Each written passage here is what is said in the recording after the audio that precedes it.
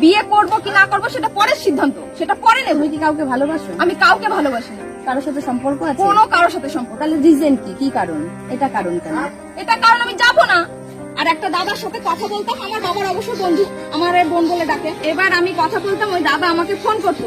এবার 2 বার 3 বার 4 বার 5 বারও করতো যে কিরে বোন ভালো আছিস, ভাগ্নে কেমন আছে, এরকম খোঁজ খবর নিত।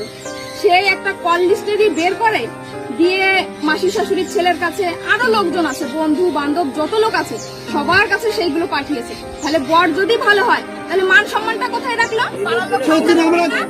বাবা মা সংসার করবো, কেউ করবে না। মানে আপনি তাহলে সিদ্ধান্ত নিতে যাবেনই না? না যাবো। মানে কোনো পরিস্থিতিতে আপনি যাবেন না? আপনারা দেখুন তার ঠাকুমা কি পরিস্থিতিতে, হ্যাঁ কেমন করছে তা।